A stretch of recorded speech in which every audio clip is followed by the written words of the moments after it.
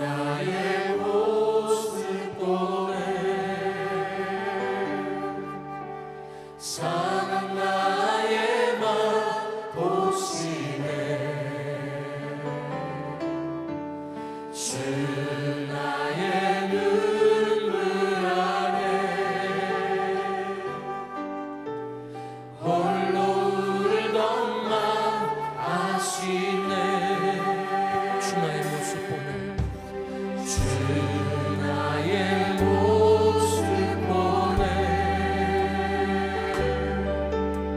상한 나의 맘 보시네 주 나의 눈물 안에 홀로 울던 맘 아시네 세상 소망 다 사라져가고 주의 사랑은 끝이 없으니 살아가는 이 모든 순간이 주의 힘을 나는 믿네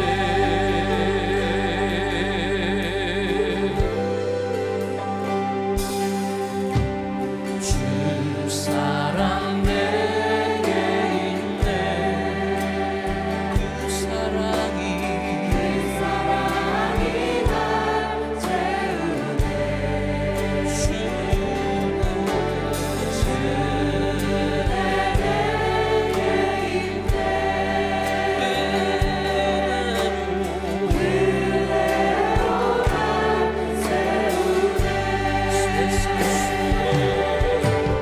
세상 소망 다 사라져가고 주의 사랑은 끝이 없으니 살아가는 이 모든 순간이 주의 힘을 나는 세상 소망 세상 소망 다 사라져가고 주의 사랑은 끝이 없으니 살아가는 이 모든 순간이 주의 힘을 나는 세상 소망 세상 소망 다 사라져가고 주의 사랑은 끝이 없으니 살아가는 이 모든 순간이 주의 힘을 나는 믿네 살아가는 이 모든 순간이 주의 힘을 살아가는 모든 순간이 주님의 은혜임을 믿습니다. 할렐루야. 우리 전심으로 기쁨으로 주 앞에 나갑니다. 우리 믿음으로 찬양하기 원합니다. 예수만이 나의 첫사랑 되십니다.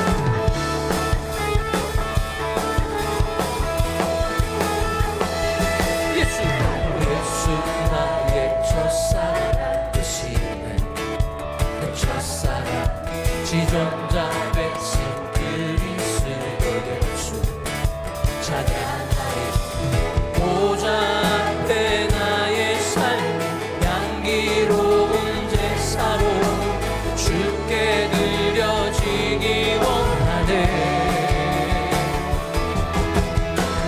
오직 주만 바라보며 나의 삶을 드리네 다른 길을 찾지 않으리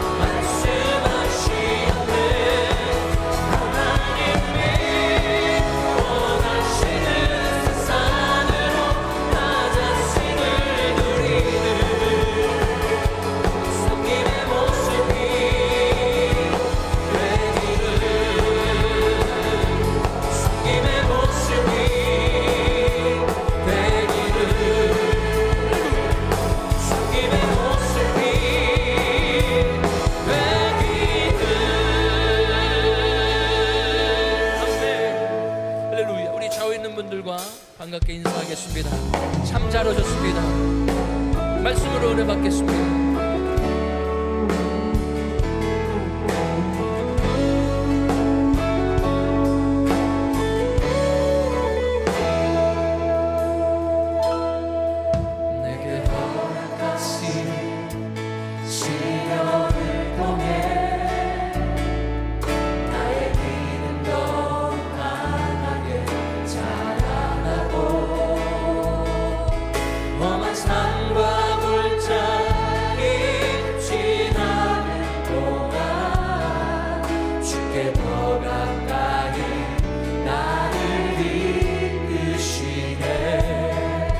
내가 겪는 시험이 어렵고 힘겨워도 내 주님보다 크지 않네. 내 앞에 바다가 갈라지지 않으며 주가 나를 바다 위 걷게 하니 나는 믿네. 주의 능력으로 내 삶 새롭게 되니 나는 믿네.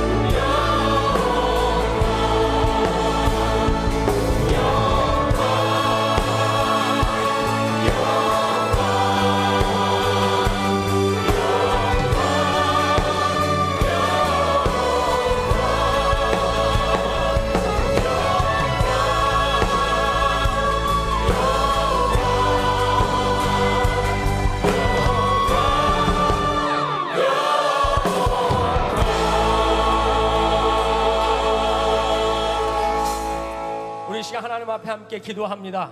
거룩한 주일 주심을 감사합니다. 우리 한 주간을 지켜주심을 감사합니다.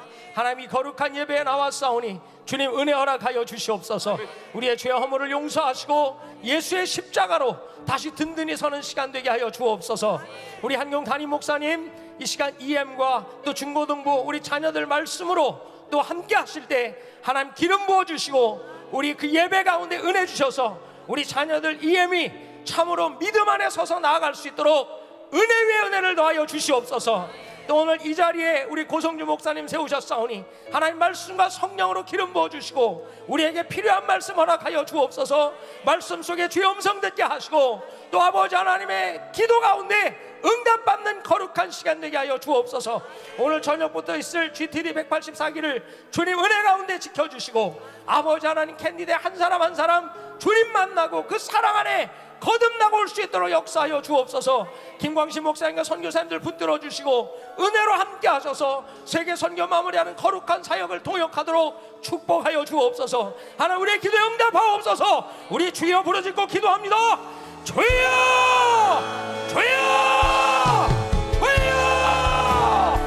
거룩하신 아버지 하나님 은혜와 사랑하시는 감사를 드립니다. 하나님 앞에 나와 예배하는 아버지 거룩한 시간 아버지 하나님 은혜를 부어주옵소서. 예배하시고 은혜를 부어주옵소서. 아버지 하나님 우리의 마음을 사하시고 예수의 십자가를 일어서게 하시고 아버지 하나님의 능력으로 새로워지게 하여 주옵소서.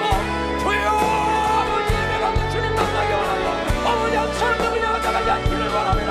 우리 아버지 하나님 거룩한 영으로 덮어주옵소서. 아버지 우리 한동자리 목사님 성령의 빛 보여주시고 말씀을 아버지 하나님 우리 자녀들 가지지 않게 하나님의 말씀을 세우시며 우리 교육부에 이 예배 하나님의 부흥이 있도록 통을 통하여 역사하여 주옵소서. 언거일하여 주옵소서. 주여 행하신 아버지 하나님의 영광을 우리 교인들에게 하여 주옵소서. 아버지 하나님의 자리 아버지 고독한 세워주옵소서. 하나님의 말씀으로 성령으로 주여 축복하옵소서. 통을 통하여 성만의 말씀을 주여 받기를 바랍니다. 아버지 하나님의 말씀을 받기를 바랍니다. 주여 아버지 하나님의 역사하시는 영광을 받기를 바랍니다. 주여 내가 영시가 역사하여 주옵소서. 아버지 하나님의 사랑하는 사람을 향한 주의 놀라우시는 죽는 자여 주옵소서. 우리 김관식 목사님의 성령을 부어주시고 아버지 하나님의 우리가 능력하여 양면까지 먹었는 자는 거룩한 사냥 감당하게 하여 주옵소서. 아버지 하나님의 진로를 정보들 있을 아버지 하나님의 백만인 사기를 위하신 은혜 부어주옵소서. 은혜 부어주옵소서. 주여 견내한 사람 한 사람 주의 사랑 잡고 돌아가도록 아버지 하나님의 나라가 주옵소서.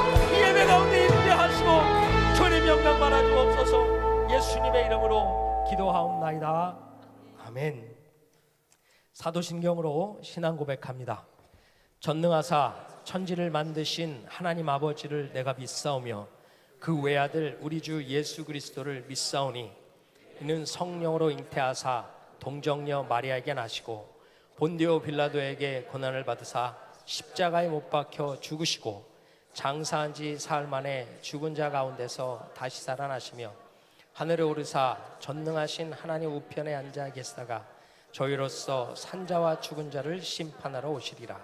성령을 믿사오며 거룩한 공회와 성도가 서로 교통하는 것과 죄를 사여시는 것과 몸이 다시 사는 것과 영원히 사는 것을 믿사옵나이다. 아멘.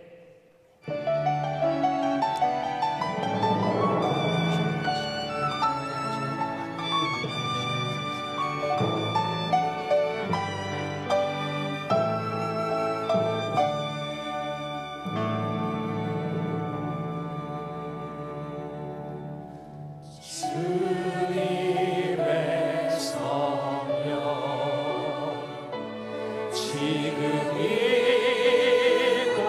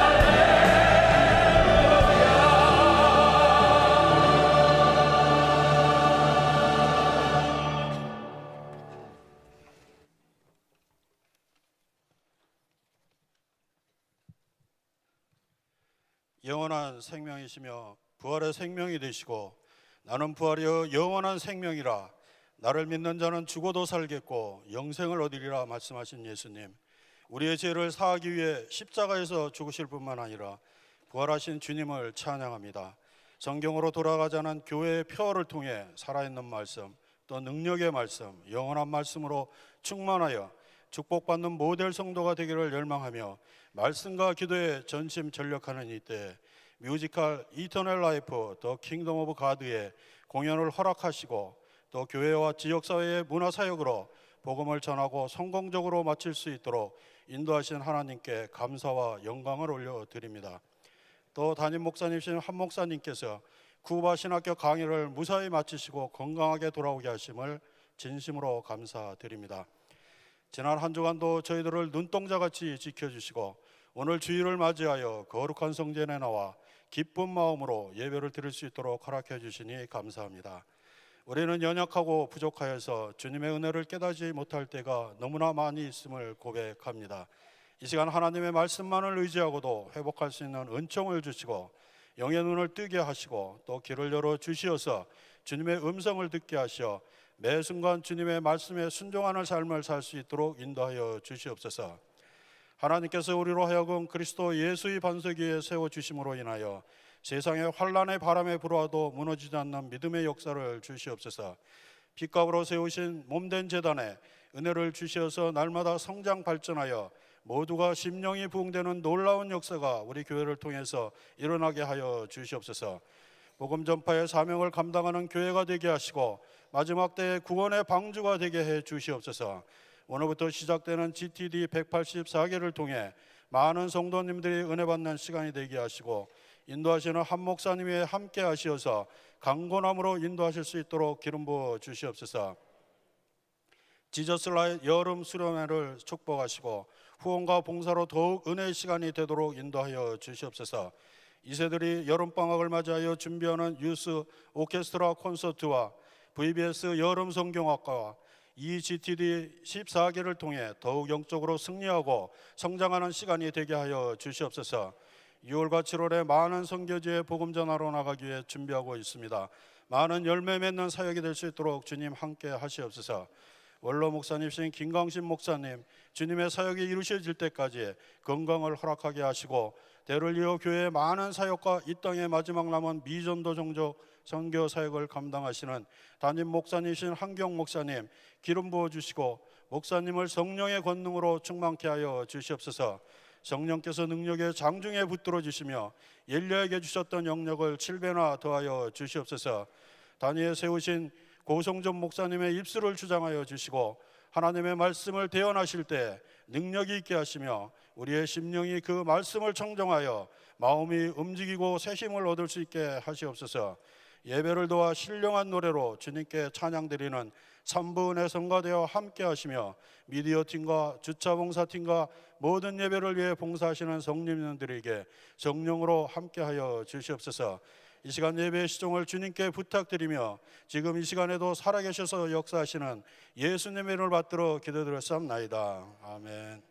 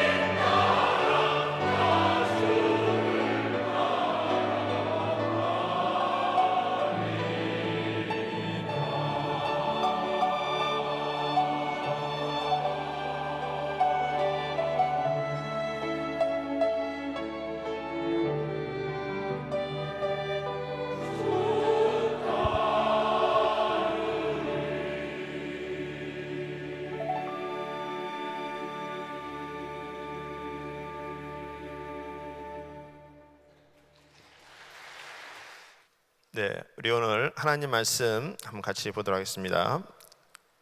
에베소서 1장 11절 12절 말씀, 우리 2절 말씀이니까 우리 같이 한번 다 같이 한번 합독해서 하나님께 한번 올려드리겠습니다. 시작.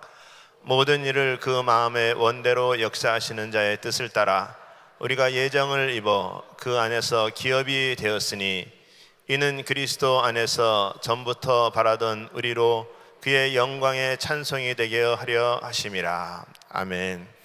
네, 우리 오늘 우리에게 말씀을 전해주실 목사님은 고성준 목사님이십니다. 우리 수원 하나교회를 담임하고 계신데 우리 담임 목사님께서 이미 다 이제 말씀해 주셔서 우리가 거기서 좀 들을 수 있는 것은 서울대 출신이시고 UC 버클리의 수학 박사님이신 교수님께서 이제 목회를 이렇게 하시면서 특별히 젊은 사람들을 위해서 많이 이렇게 양육하시고 또 훈련시키셔서 선교하는 교회로 이렇게 많이 쓰임 받고 있습니다. 그래서 저희 교회처럼 같이 이렇게 선교하는 교회로 이렇게 귀하게 또 사명 감당하고 계신데, 오늘 또 하나님께서 저희 교회 강단에 세우셨는데 큰 은혜의 시간 되시기를 축원합니다. 우리 목사님 나오실 때 한번 뜨겁게 우리 한번 박수로 환영하시고 하나님께 영광 드리도록 하겠습니다.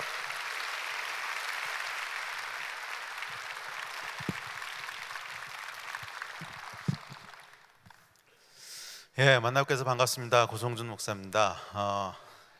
그 은혜교회는 제가 정말 마음 깊은 곳으로부터 존경하고 또 사모하고, 그래서 꼭 한번 예배를 이렇게 참석하고 싶었던 교회예요.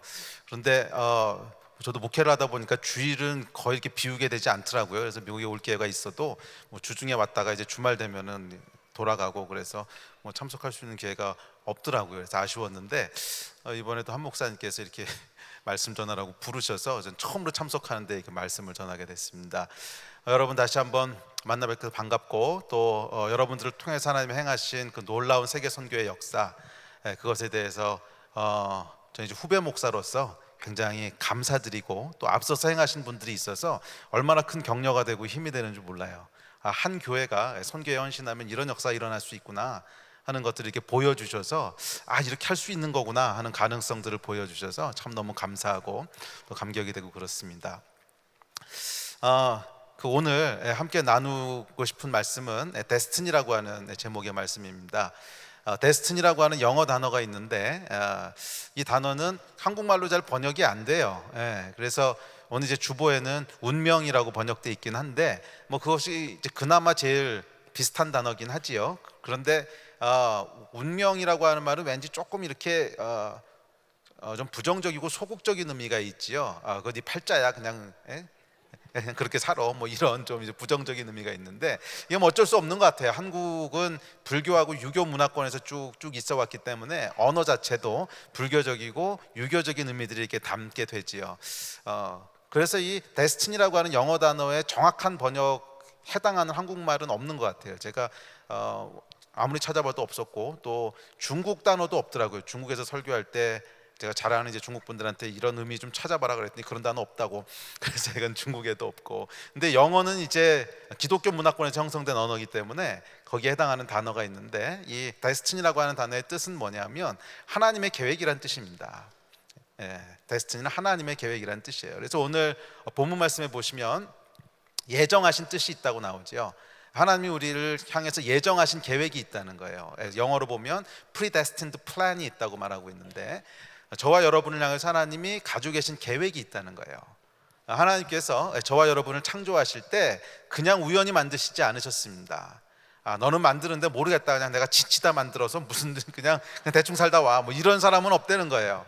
한 사람 한 사람을 향해서 정확한 계획을 가지고 만드셨습니다. 언제 태어나게 할지, 남자로 태어날지 여자로 태어날지, 또 한국 사람으로 만들지 미국 사람으로 만들지, 뭐 키는 얼마가 될지, 뭐 머리는 얼마나 클지 작을지, 배는 얼마나 나올지, 뭐 이런 건 사실 우리 책임이긴 한데, 그러니까 키가 얼마가 될지 이건 하나님이 정하신 거죠. 뭐 우리가 어쩔 수 없는 거잖아요. 자, 이런 하나님의 아주 구체적인 계획 가운데 우리를 만드셨습니다. 여러분 믿으십니까? 여러분은 우연히 던져진 존재가 아니고 하나님의 계획 가운데 만들어진 존재인 줄로 믿습니다. 그래서 우리 인생의 가장 중요한 목표는 우리를 지으신 계획을 발견하고 이루어가는 것입니다. 그것이 우리 인생의 가장 중요한 목표입니다. 사람들은 인생의 성공과 실패를 얘기할 때 돈을 많이 벌었다면 성공했다고 말하기도 하고 또는 높은 지위에 올라가면 성공했다고 얘기하기도 합니다. 그런데 이것은 여러분 세상적인 기준이고 성경에서는 그렇게 얘기하고 있지 않습니다. 하나님 앞에서의 성공과 실패는 얼마나 돈을 많이 벌었고 얼마나 높은 지위에 올랐느냐로 결정되는 것이 아닙니다. 하나님 앞에서의 성공과 실패는 얼마나 하나님의 원래 계획대로 살았느냐에서 결정되는 거 아니겠습니까? 우리 인생에는 설계도가 있어요. 우리 인생에는 계획이 있어요. 그렇다면 여러분 성공적인 인생은 그 설계도대로 지어진 인생 아니겠습니까? 그 집을 질 때도 여러분 마찬가지지요. 집을 질 때 여러분 집 설계도가 있지요. 그런데 이 설계도대로 집을 짓지 않으면 어떻게 될까요? 집을 짓는 사람이 이렇게 지으면 좀 더 화려할 것 같아, 아니면 이렇게 지으면 좀 더 멋있을 것 같아, 여기 기둥이 있는 건 보기에 안 좋아, 기둥을 치워버리고 이러면 어떻게 될까요? 잠깐은 보기 좋을지 몰라도 그 집은 오래 사용할 수는 없을 겁니다. 조금 있으면 무너질 것이고 많은 문제가 생기겠지요. 여러분 집 하나 짓는데도 그 집을 디자인한 사람의 설계도를 따라가지 않으면 많은 문제가 생기고 결국 망하게 되는데, 사람의 인생은 여러분 집하고는 비교할 수 없이 복잡하지 않습니까? 사람의 인생은 집하고는 비교할 수 없이 신묘막측하고 복잡한 게 사람 인생이잖아요. 특별히 자매님들의 인생은 더 복잡한 것 같은데 이걸 설계도 없이 살겠다고 하는 것은 여러분 굉장한 만용 아니겠습니까? 그래서 여러분 가장 성공적인 인생은 우리를 디자인하신 창조주의 계획대로 그것을 순종하고 살아가는 것인 줄 믿습니다. 그래서 여러분 사실은 순종에는 큰 비밀이 있어요. 순종에는 큰 비밀이 있어요. 순종은 단순히 우리에게 무엇을 의무를 부여하는 것이 아닙니다. 그냥 이 말씀대로 순종하면서 살아 아니면 혼나, 그것이 아니고 순종의 비밀은 하나님의 지혜예요. 우리를 향한 하나님의 계획은 가장 지혜로운 계획이에요. 그렇죠? 우리가 지혜롭습니까? 하나님이 지혜로우십니까? 당연히 하나님이 지혜로우시지 않으십니까? 그렇다면 우리가 생각하기에 이게 우리 인생에 좋을 거야 하는 계획이 좋은 것일까요? 아니면 하나님이 계획하신 계획이 좋은 것일까요? 당연히 하나님의 계획 아니겠습니까? 성경에서 바울은 하나님의 미련한 것이 인간의 지혜보다 낫다 그랬어요. 그러면 여러분 순종에는 큰 비밀이 있는데 그것은 하나님의 지혜를 누리게 되는 비밀인 줄로 믿습니다. 그래서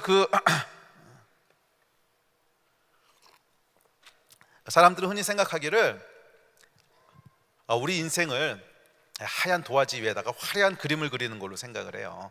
그래서 아주 화려하고 아름다운 그림을 그려서 많은 사람들이 와 멋있다 그리고 박수 쳐주면 성공적인 인생이고, 또 그렇지 못하면 실패했다고 생각을 합니다. 그런데 여러분 이것은 지극히 세속적인 생각입니다. 우리의 인생은 화려한 그림을 그리는 것이 아니에요. 설계도대로 그리는 것이지. 잘 들으십시오 여러분. 우리의 인생은 화려한 인생을 그리는 것이 아니에요. 설계도대로 그리는 것이지. 우리에겐 창조주가 계세요.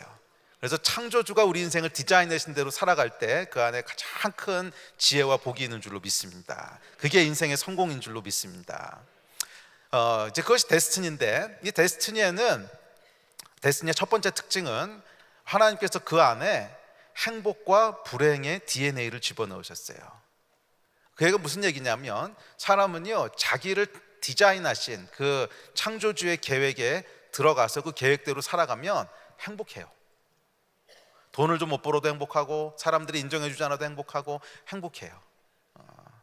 꼭 영적인 얘기가 아니라도 여러분 예를 들어서 음악을 아주 좋아하는 사람 있지요. 그 사람은 하나님께서 처음부터 디자인하실 때 음악을 하도록 창조하신 사람이 있어요. 그런 분들은 보면은 음악만 하고 있으면 행복해. 그런 분들 보셨죠?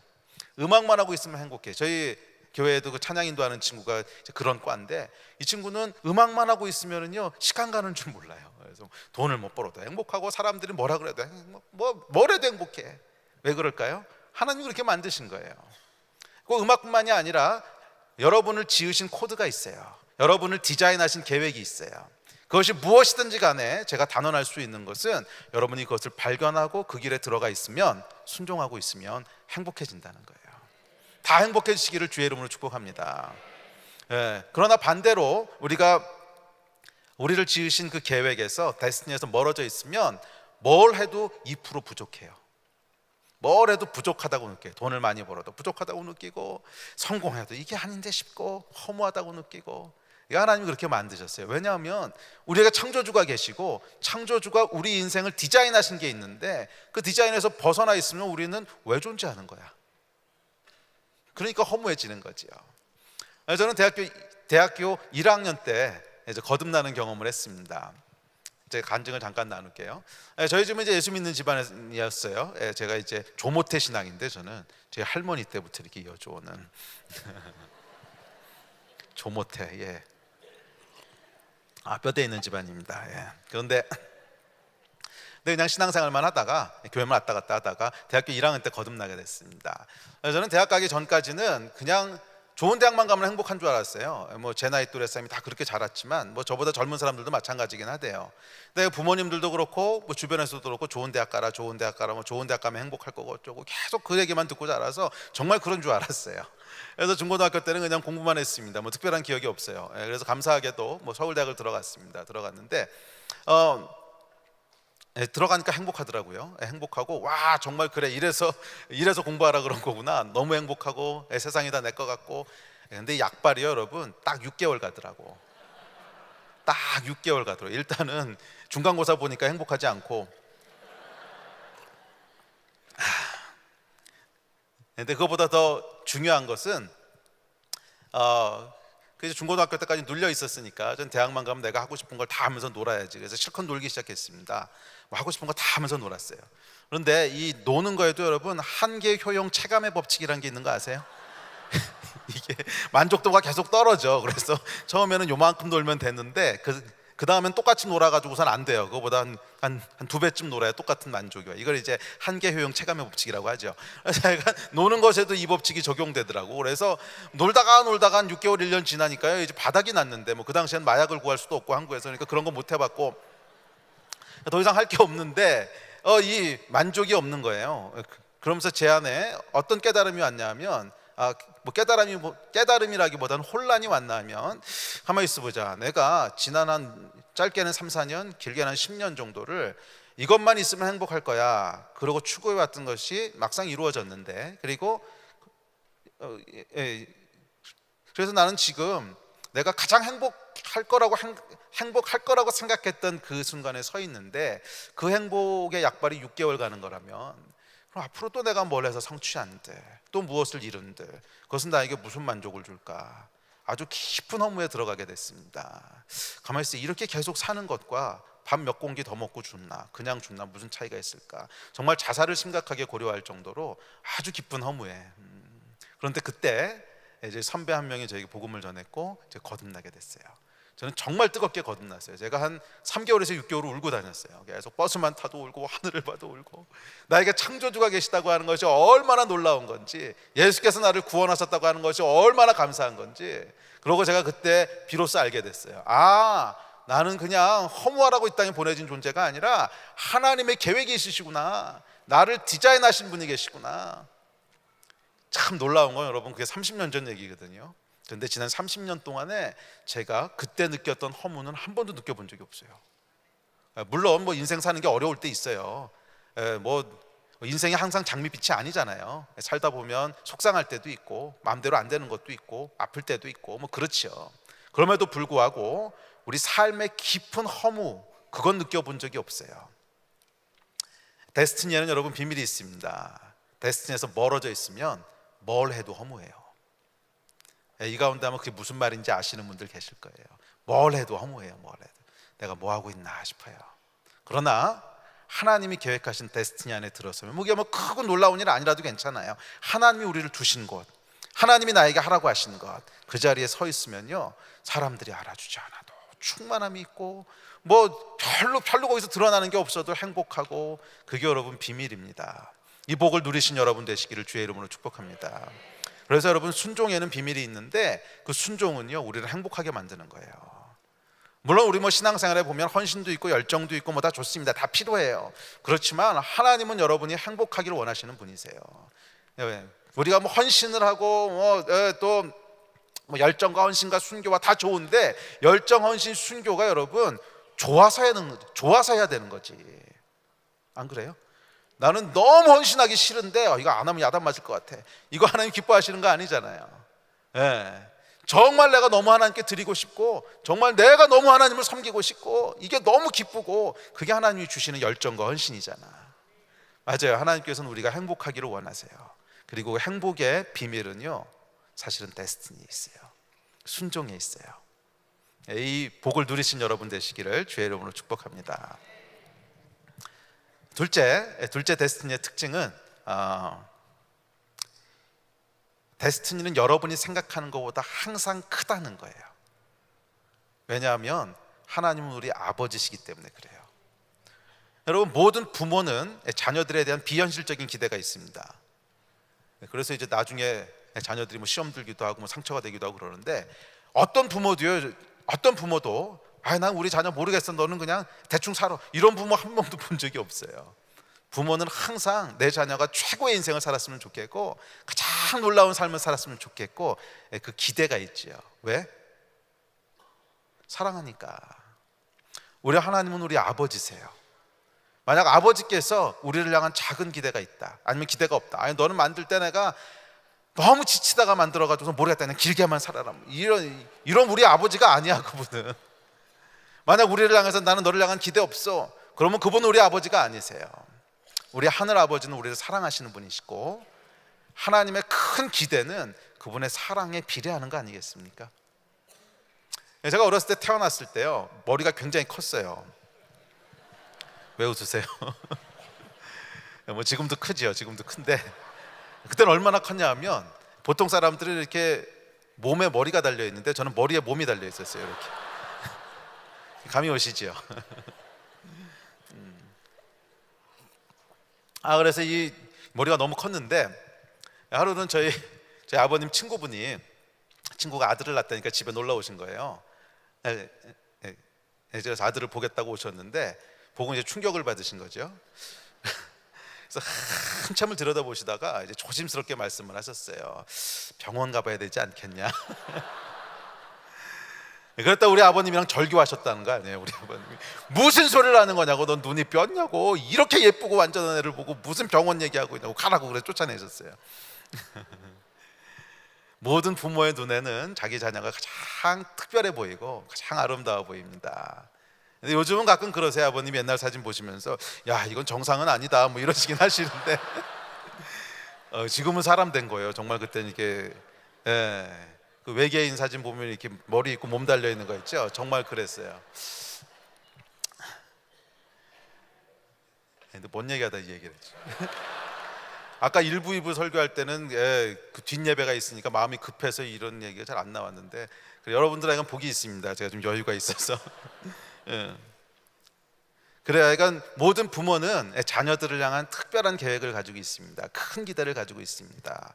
하나님은 여러분을 향한 큰 기대를 가지고 계세요. 큰 기대를 가지고 계세요.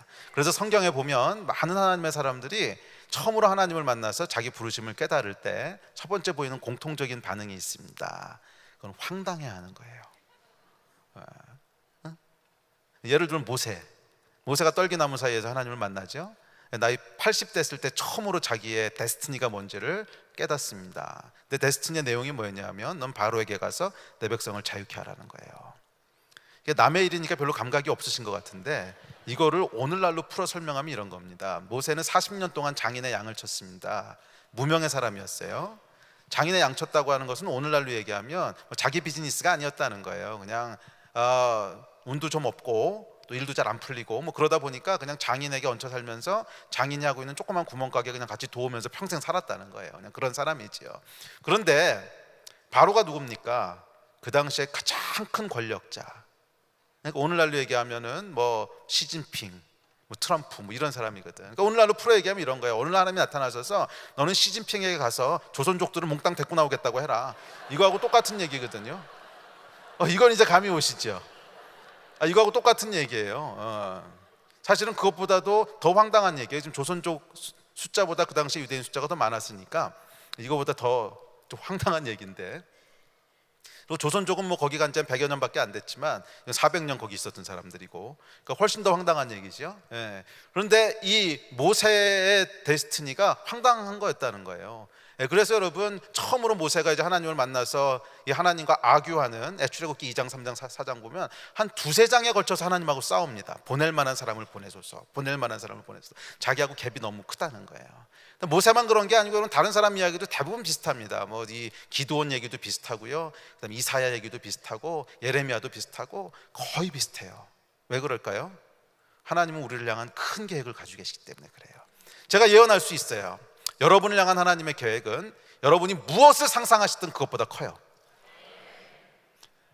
그런데 문제는 얼마나 이루느냐 하는 거지.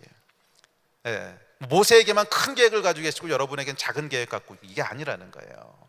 모세하고 바울에게는 큰 계획을 주시고 여러분은 조그만 계획을 주신 것이 아니라 얼마나 순종했느냐에 따라 달라지는 거예요. 모세와 바울 같은 사람이 60% 70%를 이뤘다면 뭐 어떤 사람은 10%, 어떤 사람은 5%, 거기서 우리 인생이 갈리는 거 아니겠습니까? 전 여러분들이 우리 하나님이 계획하신 충만한 인생들을 사시기를 주의 이름으로 축복합니다. 아유, 목사님 내 나이가 몇인데요? 모세는 80에 시작했습니다. 이 데스티니 설교할 때 이제 주로 이제 청년들한테 많이 가니까, 청년들한테는 뭐 좋아요. 근데 조금 이제 연세 있으신 분들한테 가면은 진짜 그런 반응들을 보이세요. 아유, 목사님 좀 일찍 만났으면 제가 이제 인생 정리하고 가야 될 시간인데요, 뭐 그러세요. 여러분, 모세가 80에 시작했습니다. 늦지 않았어요. 정말 하나님의 계획을 발견하고 그 계획을 이루어 가시기를 축복합니다. 그럼 어떻게 하나님의 계획을 발견할 수 있습니까? 그건 오늘 시간이 없어서 못할 것 같은데, 하여간 하나님 계획을 발견하기 위해서는요, 가장 중요한 것은 기도입니다. 가장 중요한 건 기도예요. 그냥 그 정도만 말씀드리고, 궁금하신 분들은 유튜브 쳐보면 제 설교들이 몇 개 있을 거예요. 찾아보세요. 데스티니의 세 번째 특징이 있습니다. 세 번째 특징은 뭐냐면, 이제 그 전에 이 개인만 데스티니가 있는 것이 아니고 사실은 공동체도 데스티니가 있습니다. 나라와 민족도 데스티니가 있고요, 각 교회들도 데스티니가 있어요. 뭐 당연한 얘기입니다. 하나님께서 계획 없이 뭔가 시작하시는 분이 아니시거든요. 심지어 길거리에 있는 돌멩이 하나도 계획이 있어요. 하물며 하나님의 몸된 교회를 향한 계획이 없으시겠습니까? 이곳에 하나님께서 LA라고 하는 땅에 은혜하는 교회를 시작하셨을 때 하나님의 계획이 있으신 것을 믿으십니까? 그 계획을 여러분들이 이루어가고 계신 거예요. 각 교회에 소속되어 있는 멤버들은 교회로부터 뭐 좋은 예배, 좋은 은혜 받고 끝나는 것이 아니라 함께 하나님의 데스티니를 이루어가는 부르심을 받은 것입니다. 사실 은혜하는 교회를 볼 때 제가 그 말씀을 준비하면서 몇 가지 마음을 주셨는데, 첫 번째 마음은 참 편안하다, 그리고 하나님 기뻐하신다, 이런 마음이었어요. 그 얘기는 지금까지 지난 세월 동안 여러분이 한 공동체로서 하나님의 계획들을 충성되게 이루어 오셨다는 의미겠죠. 뭐 어떤 데 가면은 근심스럽다 이런 데도 있거든요. 근데 여기 왔을 때 굉장히 편안함과 또 하나의 기쁨이라고 하는 마음들을 주세요. 지난 한 세대 동안 충성되게 하나님이 이 교회에 계신 데스티니를 함께 이루어 오신 거죠. 뭐 교회뿐만이 아니라 나라와 민족도 데스티니가 있습니다. 지난 한 10여 년 동안 하나님께서 여러 나라들을 돌면서 그 나라의 데스티니에 대한 말씀들을 나누게 하셨는데, 아주 독특한 데스티니들이 있어요. 뭐 예를 들면 여러분, 한국의 데스티니는 뭘 것 같으세요? 뭐 한국도 물론 뭐 여러 가지 사역들을 다 해야 되지만 한국만의 특별한 강점이 있어요. 이것이 어떻게 보면 은사하고도 좀 관련이 있는데, 개인적인 측면에서 데스티니는 은사적인 것하고 좀 연관이 돼 있죠. 뭐 음악을 잘하는 사람, 뭐 설교를 잘하는 사람, 가르치기 잘하는 사람, 이런 은사와 연결돼 있듯이 각 나라와 민족도요, 민족성하고 좀 연결이 돼 있어요. 그 나라 역사하고. 근데 이걸 보면 뭐 한국은 여러 가지가 있는데 그 중에 가장 중요한 건 기도예요. 기도. 뭐 한국에 가서 제가 이 데스티니에 대한 설교를 하면서 어느 교회 가서든지 한국의 데스티니가 뭔 것 같으세요? 그러면 안 빠지고 나오는 것이 기도요. 근데 기도는, 한국 사람들의 기도는 좀 유별난 게 있어요. 그죠? 통성기도, 금식기도, 무슨 산기도, 새벽기도, 철야기도, 삼일기도, 그러니까 모든 기도에 대한 용어를 다 만들어냈잖아요. 제가 아는 목사님 한 분은 신학교 때 무덤에 가서 또 기도하셨더라고. 그래서 무덤을 왜 찾아다니면서 기도했어? 그랬더니 그래야지 거기서 무슨 목이 트여가지고서 주여 소리가 달라진다나 뭐 하여간 별의별 기도들을 다 했죠. 산기도 이런. 맞아요. 한국 사람들의 기도는 좀 독특한 게 있어요. 그래서 여러분 사실 보면 한국이 50년대에 보면 여러분 이 얘기는 조금 이따 합시다. 예. 하여간 기억하세요. 나라와 민족도 데스티니가 있어요. 개인도 데스티니가 있고 교회도 데스티니가 있어요. 데스티니의 세 번째 특징, 데스티니에 들어서면요 돌파하는 능력이 있어요. 하나님의 복이 있어요. 제 간증 잠깐 할게요. 저는 아까 말씀드렸듯이 대학교 1학년 때 예수님을 믿었습니다. 근데 예수님 믿고 너무 뜨거워서 너무 은혜가 돼서 내가 목사가 돼야 되는 게 아닌가 하는 생각을 했어요. 근데 하루 생각하고 딱 집어쳤어요. 왜 그랬냐면 제가 말을 아주 심하게 더듬었어요. 말을 심하게 더듬어서 개인적으로 얘기할 때도 많이 더듬고 앞에 나와서는 거의 얘기를 못했어요. 더더더더 하다가 들어가고 뭐 그래가지고 제가 수학을 전공했나 봐요. 말을 잘 안 하고 살 수 있는 게 뭘까? 칠판에 쓰면 되잖아요. 이렇게 쓰고 뭐 이러고 넘어가면 되죠. 한마디도 안 해도 돼. 그러니까 제가 무슨 이제 목회를 하겠어요. 매주마다 설교를 해야 되는데. 그래서 요즘도 이제 옛날 친구들은요, 제가 목회한다 소리 들으면 걱정합니다. 성준이가 목회한다고? 야, 교인들은 괜찮냐? 뭐 이렇게. 그리고 말하는 사람도 괴롭지만 듣는 사람이 더 괴롭죠, 사실. 그래서 저는 목사는 제 부르심이 아니라고 생각을 했어요. 절대 아니라고 생각을 하고, 그럼 그냥 나는 뭐 이 말 듣는 게 여러분 생각보다 제한이 굉장히 많습니다. 뭐 할 수 있는 게 별로 없어요. 정치를 하겠어요. 뭘 하겠어요, 사실. 그럼 할 수 있는 게 공부밖에 없더라고요. 그래서 그냥 공부해가지고서 좋은 크리스찬 교수를 이렇게 섬기는 게 내 부르심인가 보다. 그래서 뭐 공부를 계속했습니다. 그리고 은혜로 또 하나님의 은혜로 이제 미국에 유학을 오게 되고 저 유학 생활을 하게 됐습니다. 근데 제가 유학생으로 이제 거의 학위를 끝낼 때쯤 됐을 때 하나님께서 감동을 주신 게 있었어요. 그래서 제가 선교사로 헌신을 했습니다. 저하고 집사람이. 우리는 그냥 공부 끝나고 나면 한국으로 돌아가서 평범하게 잡고 살지 말고 정말 복음이 필요한 지역으로 가서 그 나라를 섬기자, 이렇게 헌신을 했습니다. 이게 99년도였어요. 그래서 제가 2000년도에 이제 학위를 마치고 한국으로 돌아갔습니다.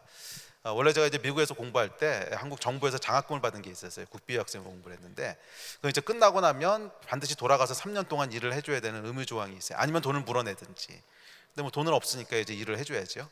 그래서 3년 동안 돌아가서 일을 해주면서 준비해가지고 선교사로 나가자. 그래서 이제 한국에 돌아오게 됐습니다.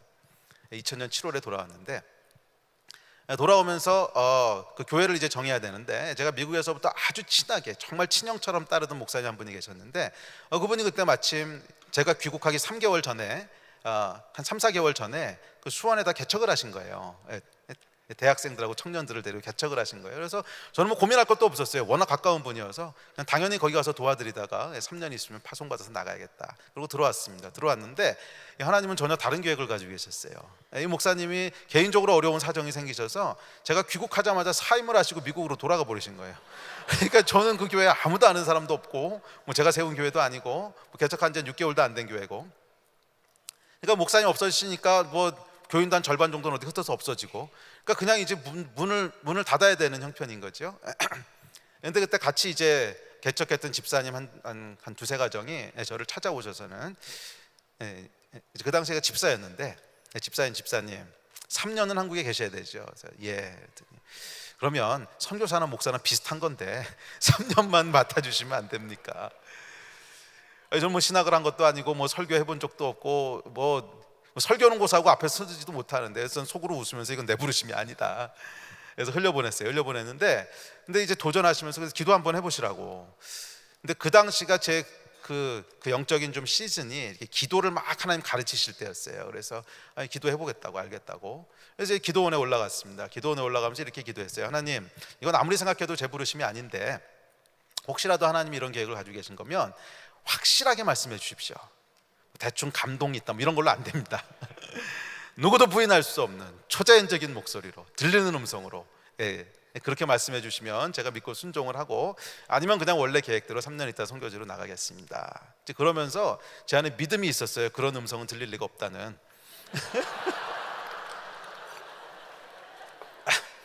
제 원래 그 신앙의 그 백그라운드가 전통적인 장로교회에서 쭉 컸어요. 전 영락교회에서 컸는데, 그리고 저한테 복음을 처음으로 전했던 곳이 이제 내비게이터라고 하는 단체였고, 그 후에도 제 신앙에 제일 많은 영향을 준 데가 UBF라고 하는 단체였는데, 이곳들이 다 어떤 곳들이냐면 성령하고는 관계없이 사역하시는 분들이에요. 그래서 뭐 저도 그동안 배웠던 거, 신앙생활했던 것이 뭐 성경 공부하고 말씀 가르치고 제자 훈련하고 이런 거였지, 뭐 성령의 음성, 뭐 은사 이런 거 하나도 모르고 살던 때였거든요. 그러니 뭐 평생 들어본 적이 없는 음성이 들리겠어요. 그래서 그런 음성 들릴 리가 없어 이러고 올라갔는데 3일째 되는 날 제 평생에 가장 강력한 하나님과의 이제 인카운터가 있었습니다. 그래서 하나님께서 초자연적으로 말씀하시는, 근데 저는 그때 하나님 말씀하셨다고 하는 걸 처음으로 알았어요. 들리는 음성으로 제 평생 딱 3번 그 음성을 들었는데 그 중에 한 번이었어요. 두 번째 들었던 것은 그 얘기는 시간 있으면 합시다. 하여간 첫 번째 얘기도 안 하고 두 번째로 가려고 그래. 처음 하나님 하셨던 말씀이 뭐였냐면 정확히 이런 말씀이었어요. 내가 새로운 세대를 일으키기 원하는데 이 세대는 모세의 세대와 같이 광야에서 죽어 없어진 세대가 아니고 요단강을 건너와서 강을 정복하는 세대가 땅을 정복하는 세대가 될 거다. 너의 역할은, 너의 데스티니는 네가 선교지로 들어가는 것이 아니고 이 세대를 훈련시키고 파송해서 땅을 정복하도록 하는 거다 하는 말씀이었어요. 근데 그때는 이게 무슨 의미인지 전혀 몰랐어요. 무슨 의미인지 몰랐는데 하나는 분명했어요. 내가 들어가면 안 된다는 거. 근데 굉장히 실망스럽긴 했어요. 그런데 하나님이 이렇게 말씀하셨고, 그때는 그게 무슨 의미인지 몰랐는데 요즘 보니까 참 재밌으세요. 뭐 요단강을 건너가서 땅을 정복하는 세대가 될 거다 뭐 이러셨는데, 선교지에 대한 얘기는 나중에 혹시 녹화하는 거 있으면 지워주세요. 저희가 이제 하나님께서 두 번째로 제가 들었던 이제 음성이 2005년도였는데 하나님께서 기도하는 가운데 일단 영어로 말씀하셨는데 Even though your church is in Korea, but your inheritance is Muslim. 그래서 이제 이슬람이라고 하는 말씀을 주시면서 2005년부터 저희가 이제 중동으로 선교사들을 보내기 시작했습니다. 그래서 저희가 초창기 때 저희가 키웠던 제자들은 지금 100% 선교사로 나가 있습니다. 거의 이제 대부분 중동 지역에 들어가 있고, 그래서 중동에만 지금 저희 중단기 팀이라고 그러는데, 중단기는 4년 미만으로 들어가 있는 사람들을 중단기라고 하는데 보통 1년에서 4년 정도, 그리고 이제 장기는 4년 이상. 지금 중단기하고 장기를 합치면 저희 교회에서 지금 중동에 들어가 있는 사람만 잘 안 쉬어지네요. 한 70명 되나? 그리고 저희가 같이 일하는 네트워크가 있는데 그 네트워크를 다 합치면 그거보다 훨씬 많을 거예요. 그래서 근데 재밌는 게 뭐냐면 저희 센터가 이제 요르단에 가장 많이 있거든요. 뭐 다른 나라도 퍼져 있긴 한데, 근데 요르단에는 비자 문제가 있어서요. 6개월에 한 번씩 이스라엘을 왔다 갔다 해야 돼요. 그러면 요단강을 계속 건너고 오는 거예요. 이렇게.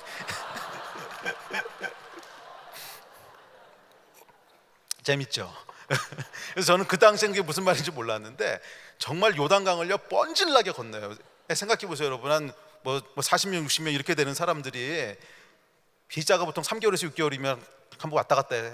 그럼 6개월마다 계속 왔다 갔다 한다고 해보세요. 정말 얼마나 많이 왔다 갔다 하나. 그래서 요단강을 건너서, 정확하시더라고요.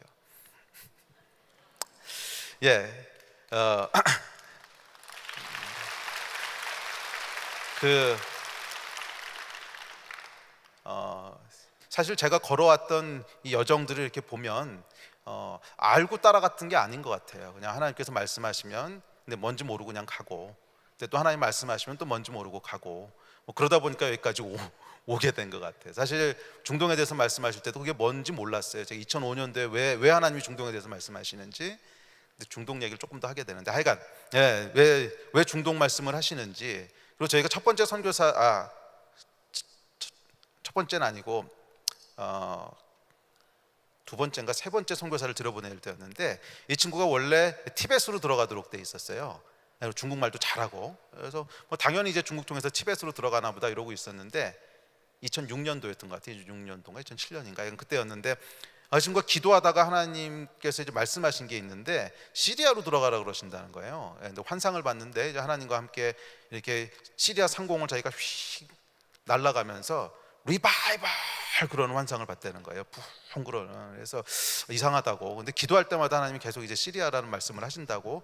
그래서 정말 뜬금없이 그때 이제 시리아로 이 친구가 들어가게 됐습니다. 근데 들어갔는데 부흥은 무슨 부흥? 여러분, 아랍권이라고 하는 데가 어떤 곳인지 아시잖아요. 일단 복음 나누는 것도 굉장히 어렵고, 까딱 잘못하면 이제 큰일 나고, 그리고 죽도록 복음 전에도요 한 명 개종자 얻기 힘든, 정말 밤이 맞도록 수고했지만 뭐 잡은 것이 없나이다 뭐 이러고 끝내야 되는 것이 중동 선교인데, 사실 시리아에서도 저희가 굉장히 열심히 복음 전도를 했는데 한 명도 개종자가 없었어요. 그런데 어느 날 갑자기 시리아에 전쟁이 일어난 거예요. 시빌워가 일어났죠. 그래가지고 난민들이 발생하기 시작했습니다. 사실은 저희가 난민 사역을 하려고 해서 시작한 게 아니고 저희가 난민이 됐어요. 거기 있다가 뭐 전쟁이 나는 바람에 어떻게 할 수 없이 이렇게 이구 지구 막 이러고 옆 나라로 이제 피난 간 거죠. 예. 그래서 피난 가가지고서 뭐 그냥 그동안 만나던 사람들이 뭐 시리아 사람들이니까 당연히 시리아 사람들을 만나기 시작했는데 이들이 이제 요즘 난민이라고 불리는 가장 중요한 화두가 되는 난민들이죠. 그런데 여러분 놀라운 것은 난민이 되고 나니까 똑같은 사람들인데 매일 예수를 믿는 거예요. 누구한테 복음을 전하는지 거의 다 받아들이는 거예요. 우리도 처음에는 이게 뭔지 몰랐어요. 무슨 일이 벌어진 건지, 이게 도대체 무슨 일인가. 그래서 처음엔 그냥 어리덜덜하면서 이렇게 복음 전하다가 한 2년, 3년, 4년 지금 지나고 나서 뒤돌아보니까 깜짝 놀란 게 부흥이에요. 부흥. 시리아에 정말 리바이벌인 거예요. 예. 본토에는 모르겠지만 지금 여러분 밖에 나와 있는 난민이 된 시리아 사람이 여러분 공식적으로 600만이 넘고요, 비공식적으로 하면 1000만 가까이 돼요. 그러니까 이 어마어마한 인구가 지금 밖에 나와 있는 건데 이들 사이에는 정말 추수예요. 지난 1400년 이슬람 역사 동안에 한 번도 없었던 일이에요. 정말로 이런 규모로 예수 믿는 역사는 정말 한 번도 없었어요. 왜 그러냐면 일단 마음이 가난해져 있고, 두 번째는 무슨 일이 벌어진 거냐면 마음이 가난해졌고, 그 다음에 이슬람에 대한 회의. 아무 형제국가도 어쩌다 해서 뭐 요르단으로 레바논으로 왔는데 자기들은 찬밥이야. 아무도 찾아오지도 않아. 근데 그럴 수밖에 없는 게 레바논 같은 경우는 여러분 인구가 400만인데 난민이 200만이 들어왔어요. 그러니까 물도 없어, 집도 없어, 학교도 없어, 아무것도 없으니까 그냥 난민 고홈. 그러니까 우리는 너희 있는 거 싫어. 그래서 계속 핍박해대니까 이게 마음이 가난해지죠. 형제한테 느끼는 배신감. 그런데 찾아오는 사람들은 다 크리스찬이야. 그러니까 여러분, 그리고 가장 중요한 게 여러분 이슬람이 이 부분은 그래 올려 그냥 뭐 인터넷에 죽기밖에 더 하겠냐. 근데 여러분 이게 왜 또 부흥이 일어날 수밖에 없냐면 원래 이슬람 선교에 제일 어려운 게 움마 공동체라는, 그러니까 이게 북한은 5호 담당자랑 똑같은 거거든요. 명예살인 들어보셨죠? 그러니까 동네에서 누구 한 명이 믿으면 가만두지 않아요. 바로 죽이거나 뭐 가족 다 이제 돌로 치거나 막 이렇게 하는. 근데 이게 이제 굉장히 스트롱한데 난민이 되고 나니까 다 흩어져 버린 거예요. 그러니까 주변에서 간섭할 사람이 없어요. 그리고 시리아 사람이 요르단이나 레바논에 들어가 살잖아요. 레바논이나 요르단 정부는 귀찮기만 하지 관심 없어요. 뭔 일을 하든지 간에 I don't care. 그러니까 이 사람들은요 그냥 예수 믿어도 괜찮아. 이게 여러분 결정적인 변화거든. 근데 이런 일이 일어난 적이 없었어요. 그래서 이게 1400년 만에 지금 어마어마한 부흥이 일어나기 시작했는데 일꾼이 없어요. 일꾼이. 자, 뭐 이야기는 여기까지만 합시다. 근데 이 이야기 왜 나왔지? 예언적 여정. 그래서 사실은 그 중동 왜 들어가라 그러시는지, 2005년도에 왜 이렇게 뜬금없는 말씀을 하셨는지, 시리아는 도대체 뭔지 저희 아무것도 모르고 들어갔어요. 그런데 하나님께서 한 발 한 발 인도하시는 거지.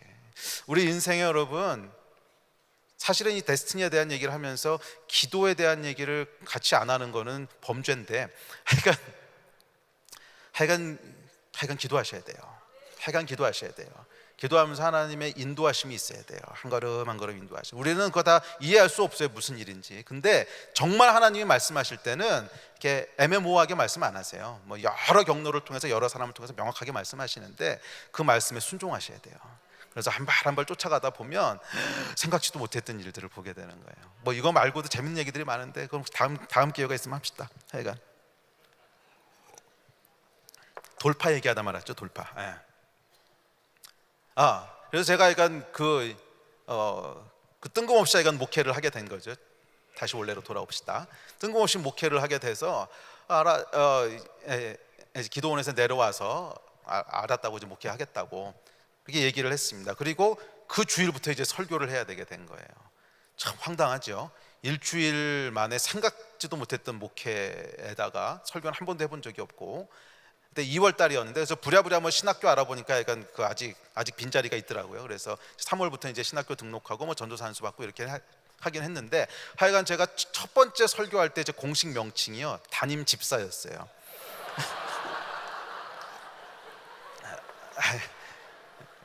근데 뭐 개척교회니까 가능한 거죠. 근데 약간 뭐 그래서 약간 담임 집사가 이제 설교를 해야 되는데 토요일에 설교 준비를 대충 해놓고 이게 뭐 잠을 잘 수가 없는 거예요. 한 번도 해본 적도 없는 건데다가 저는 설교는 고사하고 제가 전공하는 수학도 프레젠테이션 하려면 거의 얘기 안 하고 글로 쓰기만 하는 사람인데 이거를 도대체 밤에 잠을 잘 수가 없죠. 그래서 밤새도록 기도했어요.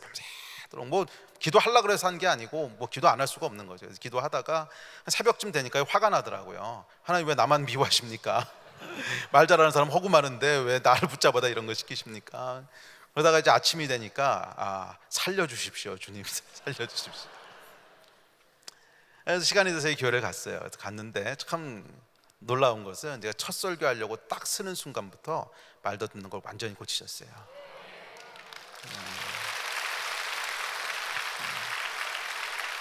제가 말도 듣는 사람처럼 보이십니까? 지금 이거보다 더 빨리 할 수도 있어요. 해볼까요? 말을. 제가 3배 속도로까지 돌릴 수가 있어요. 정말 지난 17년 동안 한 번도 말도 듣는 것 때문에 제가 고통당해 본 적이 없고, 거짓말처럼 저도 놀라고 집사람도 놀라고. 제가 이걸 경험하면서 깨달은 게 있어요. 데스티니에는 돌파하는 능력이 있다는 거예요. 왜냐하면 하나님의 계획이니까. 사람의 계획이라면 막을 수 있겠지만 하나님의 계획을 여러분 누가 막겠습니까? 사람의 계획은 내 능력이 부족하면 스탑될 수도 있지만 하나님의 계획을 누가 스탑하겠어요? 그래서 여러분 데스티니에는 능력이 있는 거예요.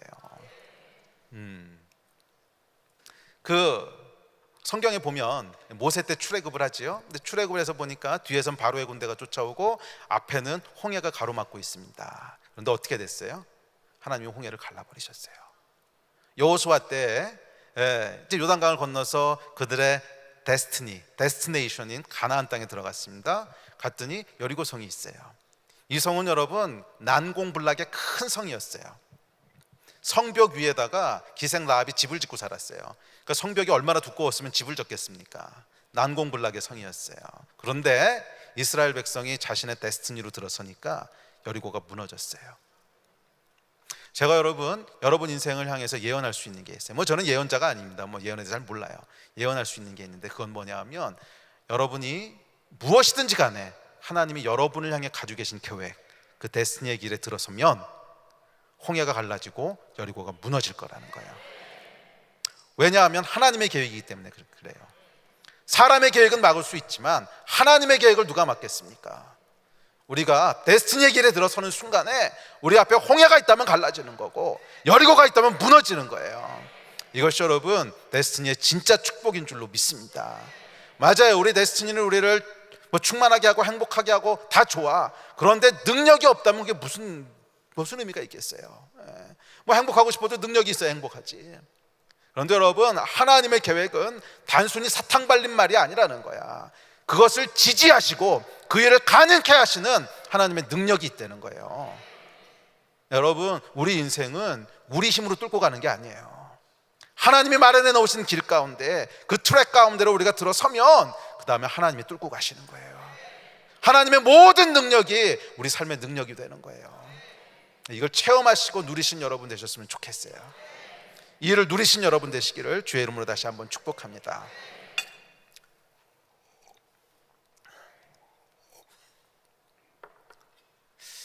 어떻게 할까? 조금 더 할까요? 여기서 마무리할까요? 점심 드셔야 되잖아요. 사실은 1, 2부 때는 여기까지만 했거든요. 왜 시간이 없어서. 조금 더 해요. 네. 그러면 5분만 더 할게요. 5분만 더 할게요. 네. 데스티니 여러분, 맞아요. 기도가 정말 중요한데 이 이야기는 너무 시간이 많이 걸릴 것 같으니까 그거는 뭐 유튜브 찾아보세요. 유튜브. 제가 책 쓴 것도 있어요. 작년에 나온 책이 있는데 데스티니라고 뭐 거기다 기록해 놨으니까 궁금하면 보시고. 그다음에 네 번째 데스티니는 여러분 거룩함이 있어야 돼요. 죄는 여러분 우리의 인생을 망가뜨려요. 하나님이 여러분 죄를 미워하시는 이유는 죄가 하나님한테 무슨 해코지를 해서 미워하시는 게 아닙니다. 죄는 하나님한테 아무런 영향력을 못 미쳐요. 왜? 하나님이신데. 하나님이 죄를 미워하시는 이유는 죄는 그 죄를 지은 사람의 인생을 망가뜨리는 거예요. 하나님이 사랑하시는 자녀의 인생을 망가뜨리는 거야. 그래서 하나님이 마음 아파하시는 거예요. 죄는 여러분 우리의 데스티니를 파괴해요. 아담과 하와의 데스티니가 죄 때문에 망가진 거잖아. 이 간증 하나 더 나누고 말씀 마칩시다. 제가 박사학위 논문 쓸 때였어요. 논문 쓸 때 이제 99년도였는데 논문을 다 마무리했어요. 마무리하고 이제 논문을 하면 이제 디펜스라는 걸 하죠. 이제 교수를 모아놓고 발표하고 이제 통과하면 이제 나중에 사인 받아서 내면 되는 거거든요. 그래서 디펜스를 다 통과했어요. 그러니까 이제 학위가 끝난 거죠. 그리고 이제 교수 사인 받아가지고 행정적인 절차만 남은 거예요. 그런데 이제 시간이 조금 여유가 있이 제가 끝내서 그 사인해서 이제 그 본부에 제출할 때까지 한 두세 달 기간이 남았었어요. 그래서 좀 여유 있으니까 지금 당장 사인 받을 필요 없으니까 그냥 다른 거 좀 부족한 것 좀 하고 이러고 지냈는데 어느 날은 이제 사인 받아서 내야겠다는 생각이 들어서 교수를 찾아갔습니다. 찾아가서 사인해 달라고 그랬더니 교수가 잠깐 와서 앉으라는 거예요. 그래서 왜 그러냐 그랬더니 오늘 아침에 옆에 이제 스탠포드 대학에 있는 교수 하나가 지금 이름도 안 잊어버려. 엘리아시버그야. 러시아 사람이었는데 하여간 이 사람이 네 논문을 읽고는 뭐가 조금 이상하다고 시비를 걸었다는 거야. 재수 없는 거예요 이게요. 뭐 시비 안 걸면 그냥 내면 되는 거거든. 이 원래 논문이라고 하는 게 여러분 다 어느 정도씩은 오류를 가지고 있습니다. 어떻게 퍼펙트한 게 있겠어요. 그래서 조금 오류가 있으면 논문 내고 그럼 또 누가 거기에 대해서 반론을 하면 그거 연구하면서 그 다음 논문 내고 보통 그렇게 하는 거거든요. 그런데 미리 발견했으면 그 논문을 내면 안 돼요. 고쳐야 돼. 그러니까 이게 이제 학계의 불문율이기 때문에 진짜 재수가 없는 거야. 하루만 먼저 사인해서 냈으면 그러면 그 논문은 논문대로 내고 그 다음에 거기서 이제 뭐라고 한 얘기를 가지고 또 한 편 쓰면 논문 2편 되는 거거든. 할렐루야. 그런데 이게 하루 차이로 이게 시비가 들어왔기 때문에 이걸 고치기 전에 논문을 못 내는 거예요. 그래서 할 수 없이 고치라고 줘가지고 진짜 재수 더럽게 없다 막 이러면서 논문을 받아가지고 왔어요. 그래서 이제 처음엔 이제 무슨 조금 고치면 되는 건 줄 알고 이렇게 했는데 보니까 이게 조금 고치면 되는 게 아닌 거예요. 아주 제가 큰 실수를 저지른 거였어요. 그래서 결과가 틀린 건 아닌데 수학은 이제 A면 B고 B면 C고 C면 D고 이게 논리적으로 쫙 전개가 돼야 되는데 한 단계가 설명이 안 되는 거예요. 왜 B면 C인지. 결과는 맞는 것 같아. 다른 걸로 검증해 보니까. 근데 이게 안 되는 거예요. 그래가지고 할 수 없이 제가 졸업을 한 학기를 연기를 하고 이제 그 문제에 매달리기 시작했습니다. 근데 이걸 해결 못하면은 하여간 제가 전공한 분야가 조금 약간 피키한 분야여가지고서 이걸 해결 못하면은 졸업을 못하게 되는 하여간 그런 위기에 이제 처하게 됐어요. 이게 약간 완전히 다른 주제를 잡아야 되는 약간 좀 복잡한 상황에 약간 꼬여가지고서 그래가지고 이걸 약간 해결 못하면 큰일 나는 거예요. 생각해보니까 등골이 오싹하더라고. 가면서 이거 해결 못하면 어떻게 되지? 그럼 한국 돌아가야 되는데 그러면 이제 문제가 3가지 문제가 있는데 가장 큰 문제는 쪽팔려. 두 번째 문제는 사실 이게 더 큰 문제인데 나이가 30대 중반인데 잡을 잡을 수도 없어. 나이가 너무 많어. 세 번째는 이제 공부하면서 국비 유학생 받은 걸 다 물어내야 돼. 이자까지. 3년 생활비하고 학비였어요. 그럼 그 당시에는 약간 굉장히 큰 돈이었어요. 지금으로 치면 얼마나 될까? 학비를 3년치 학비를 외국인 학비를 내고 생활비를 내니까 굉장히 큰 돈이죠. 그러니까 보니까 인생 종친 거더라고 이게. 그래서 야 이건 큰일 났다. 이건 해결 못하면 안 되겠다. 그래서 제가 식음을 전폐하고 이제 그 문제에 매달렸습니다. 한 6개월을 매달렸는데 거의 잠도 안 잤어요. 이렇게 자다 일어나면 수염도 안 깎고 이렇게 하다 대충 쓰러져 자다 일어나면 또 제가 한 달에 한 3,000페이지 정도씩 계산을 했어요. 이게 앞뒤로 빽빽하게. 해보면 해볼수록 이거는 조금만 더 하면 이 문제는 증명할 수 없다는 걸 증명할 수 있겠더라고. 그래서 야 이건 불가능하구나. 그러고 있는데 진짜 기적처럼요 어느 날 새벽 한 2시쯤 이 문제가 풀린 거예요. 그래서 할렐루야 너무 이제 감사해가지고서 제가 막 이메일을 써서 보냈죠. 시비 걸었던 그 엘리아시버그라는 친구가 아니지 교수님한테 이제 보내고 자려고 누웠는데 이게 하도 한 문제에 이렇게 매달려 있다 보니까 머리가 계속 돌아가는 거예요. 멈추지 않고. 그래서 끝났어. 멈춰 그래도 이게 안 멈추고 막 돌아가더니 아침 7시쯤 됐는데 스스로 또 틀린 걸 찾아냈어요. 야, 그러니까 이게 사실은 착각을 한 거야. 하나도 해결된 게 아닌데 하도 복잡한 논리를 쫓아가다 보니까 제가 스스로 착각을 한 거예요. 그래서 그럼 그렇지 이게 풀릴 리가 있냐 그러고 이제 잤어요.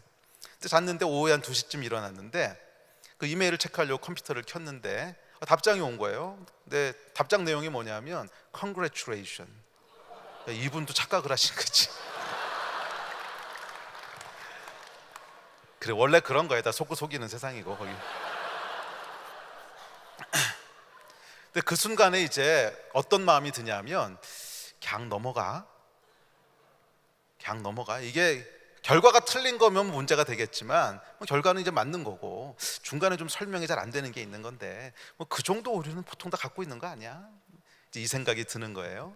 그날 아침도 아니죠. 오후에 일어났으니까 콰이어 타임 하려고 제가 그때 매일 성경 가지고 콰이어 타임을 했는데 딱 폈는데 본문 말씀이 요한계시록 4장에 보면 흰옷 입은 주의 백성이 나오는 거예요.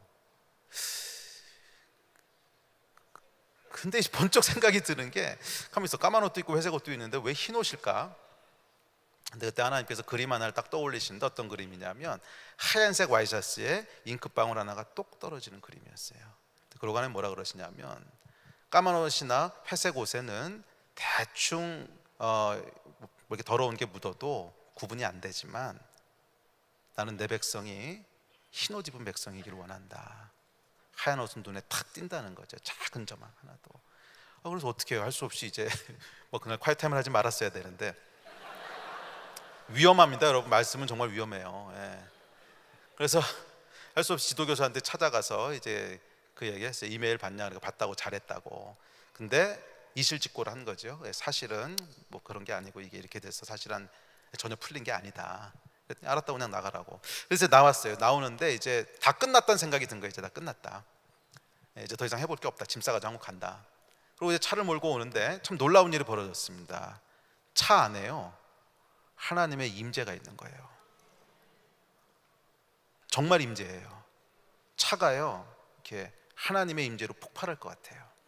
꽉 차 있는데 저는 그 전에도 그 후에도 그런 임재를 누려본 적이 없어요. 꽉 차 있는데 하나님 뭐라 그러시냐면 내가 너로 인해 기뻐한다. 그러면서 막 그냥 부흥회란 거예요. 막 이게 울다가 웃다가 막 이러면서 돌아왔는데 막 부흥회라면서 온 거죠. 근데 정말 놀라운 게 걱정이 안 되는 거예요. 하나님 손 안에 있는 거구나. 그러면서 제가 알게 된 게 있어요. 염려와 근심은요, 하나님의 임재가 없는 현상이에요. 상황이 우리를 염려로 몰고 가는 게 아니야. 절대로 아니에요. 저는 아주 나쁜 상황이었거든. 어떻게 보면 그 당시까지 제가 그 나이까지 겪어봤던 최악의 상황이었어요. 돈도 다시 물어내야 돼. 35살 때였는데 잡도 못 잡을 것 같아. 돌아가면 쪽팔려. 뭐 약간 이런 최악의 상황이었는데 기쁜 거예요. 걱정이 안 되는 거예요. 왜? 하나님의 임재가 있으니까. 잘 기억하세요, 여러분. 염려는요, 상황에서 오는 게 아니에요. 최악의 상황이 될지라도 하나님의 임재가 있으면 거기는 평강이 있어요. 믿으십니까? 결국 하나님의 임재가 없을 때 오는 것이 염려예요. 근데 이 임재는 언제 오는가? 거룩함에서 와요. 순종에서 와요. 그래서 거룩함은 임재로 들어가는 열쇠고요, 임재는 평안과 능력을 여는 열쇠예요. 자, 그러고 어떻게 됐을까요? 제가 정확히 진짜 기쁘게 돌아다녔어요. 진짜 기쁘게 돌아다녀서 그 주변에 있는 선배들이 야, 너 문제 잘 풀렸구나. 그래서 아니요, 저 한국 가야 돼요. 그럼 미쳤냐고, 너 뭐 하고 있는 거냐고. 막 얼굴이 해처럼 빛났대요. 뭐 저는 안 봤으니까 모르는데.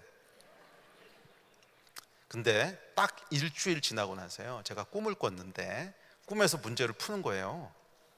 풀렸어요. 그래서 딱 일어났는데 보통 이제 개꿈은 꿈에선 풀었는데 일어나면 기억이 안 나는 거지. 근데 하나님이 주는 꿈이 있어요. 정확히 기억이 나더라고. 그래서 졸업을 했다는 거 아니에요. 그 꿈에서 풀었던 문제는요, 사람이 풀 수 있는 지혜가 아니었어요. 그건 뭐 수학이가 설명할 수 없는데 하여간 증명은 했는데 사람이 풀 수 있는 방법은 아니었어요. 그래서 제가 다시 이제 그 박사학위 그걸 할 때 지도 교수가 물어보더라고요. 그것도 정말 엄청나게 기가 막힌 방법으로 풀었는데 어떻게 한 거냐고. 그래서 제가 간증을 했어요. 사실은 기도했는데 꿈에서. 근데 이분 안 믿으시는 분이거든. 그런데 웃고 말더라고. 근데 지금도 안 믿으세요. 미국 분인데. 그래요, 여러분. 결국은 여러분, 죄는요, 우리의 데스티니를 망가뜨리고 거룩함은 우리의 데스티니를 활성화시켜요. 그리고 거룩함의 능력이 있어요. 이 일을 경험하는 여러분 되시기를 축복합니다.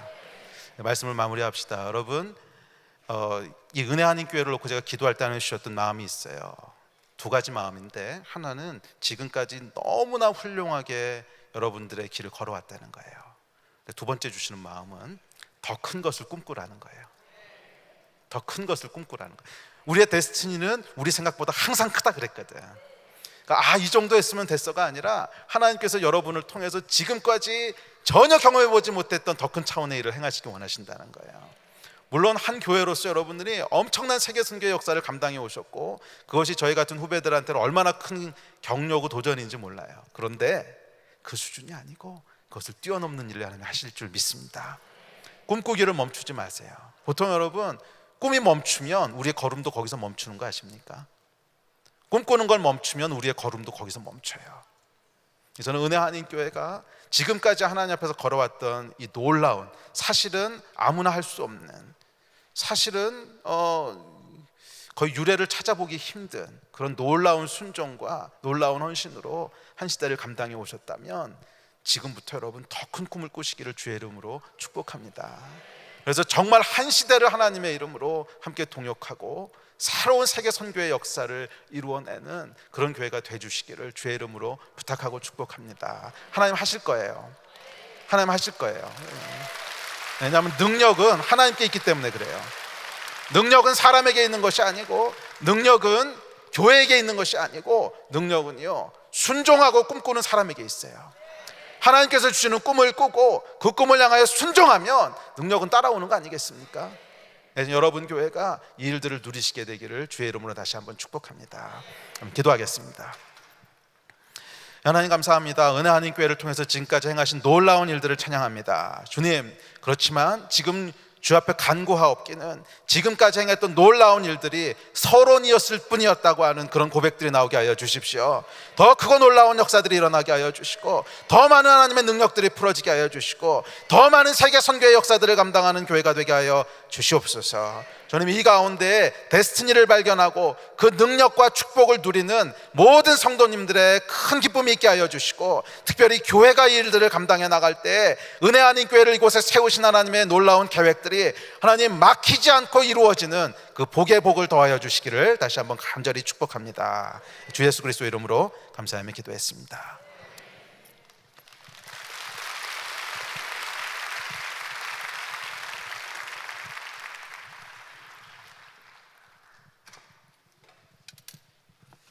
네, 우리 귀한 말씀 감사합니다. 우리 다시 한번 우리 고 목사님 감사드리겠습니다. 네, 감사합니다. 우리 들으신 말씀 생각하시면서 우리 찬송가 204장 예수로 나의 구주 삼고 같이 찬양 드리고 예물을 준비하시도록 하겠습니다.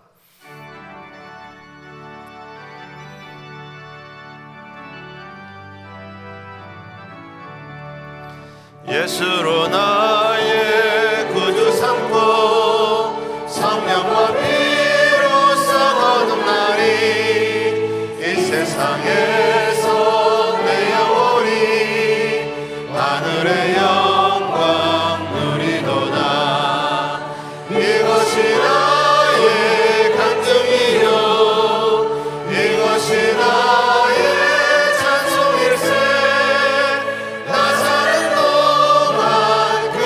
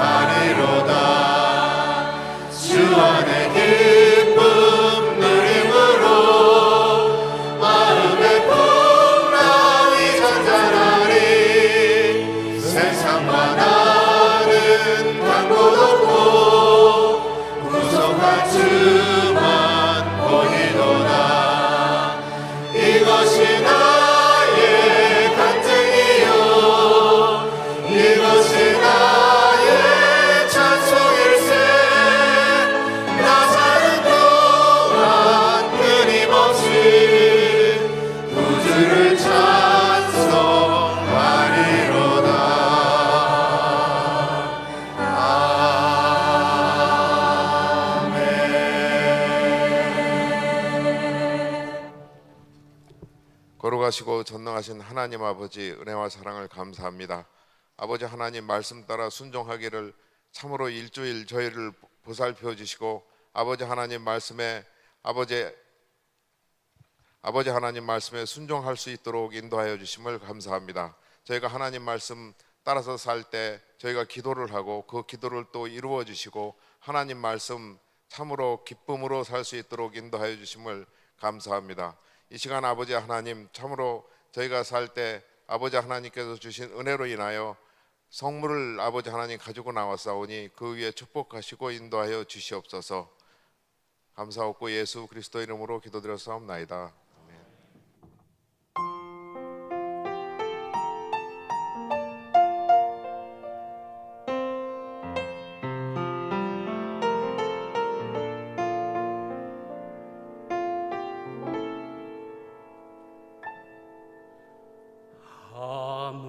아무것도 염려하지 말고 오직 모든 일에 기도와 간구로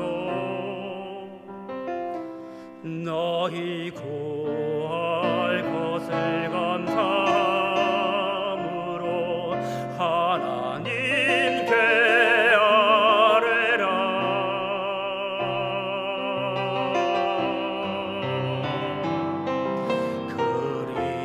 그리하면 뭐든지 가게 뛰어난 하나님의 평강이 그리스도 예수 안에서 너희 마음과 너희 생각을 지키시리라.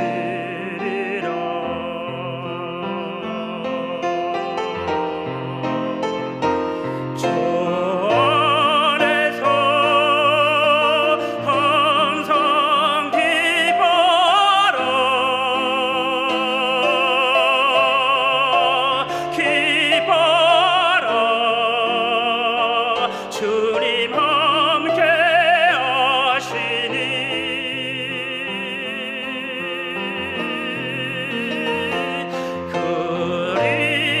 그리하면 평강의 하나님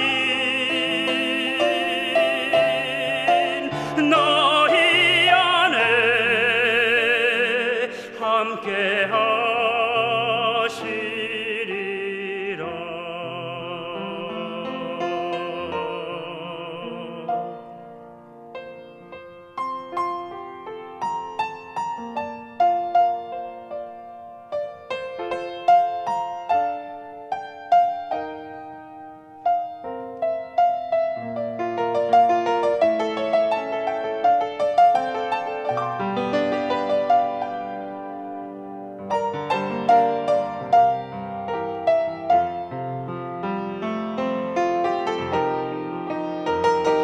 주 안에서 항상 기뻐라. 기뻐라. 주님 함께 하시니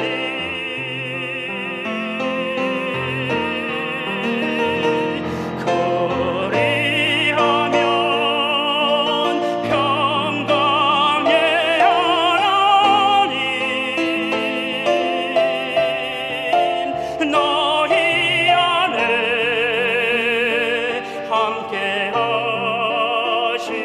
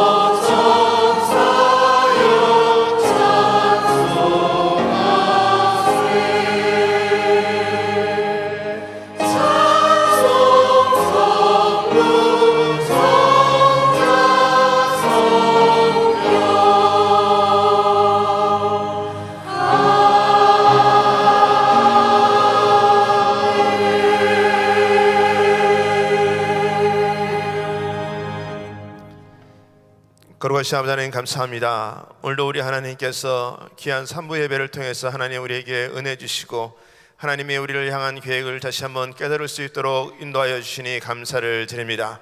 오늘도 주님의 은혜에 감사해서 주님 앞에 이 모양 저 모양 예물 드렸습니다. 우리 하나님 기억하여 주시옵시고 마지막 때에 정말 주님의 나라를 위해서 많은 영혼들을 위해서 마음껏 쓰임받을 수 있는 우리 귀한 성도님들 다 될 수 있도록 하나님 역사하여 주시옵소서.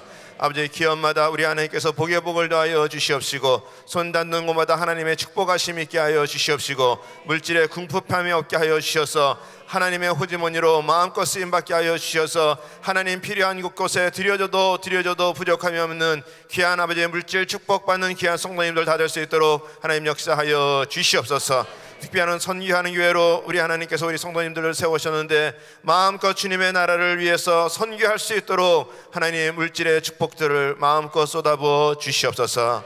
감사하며 예수님의 이름으로 축복하며 기도하옵나이다. 아멘. 우리 다시 한번 더 오늘 우리에게 귀한 은혜를 주신 우리 주님께 한번 박수로 감사하겠습니다. 우리 오늘 귀한 말씀 전해주신 우리 고성준 목사님, 우리 다시 한번 우리 한번 감사하겠습니다. 목사님 감사합니다. 네, 우리 오늘 또 3부 예배에 우리 참석하신 우리 선교사님들 계신데 우리 인도의 우리 김바울 선교사님, 김재욱 선교사님, 우리 김석홍 선교사님, 또 우리 쿠바의 배원건 선교사님, 우리 한번 자리에서 일어나시면 우리 환영하겠습니다. 네, 환영합니다. 네, 감사합니다. 네.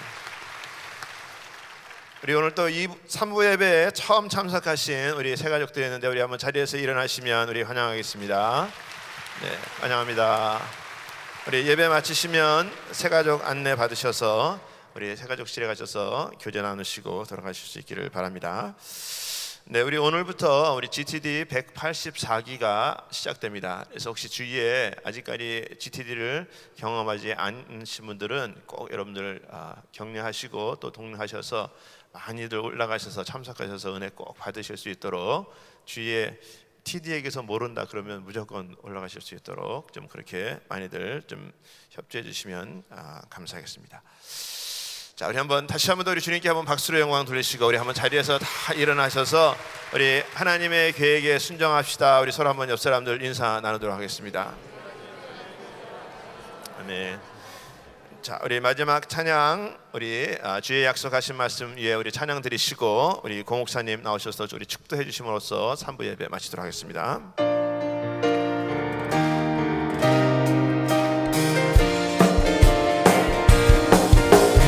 주의 약속하신 말씀 위에서 영원토록 주를 찬송하리라.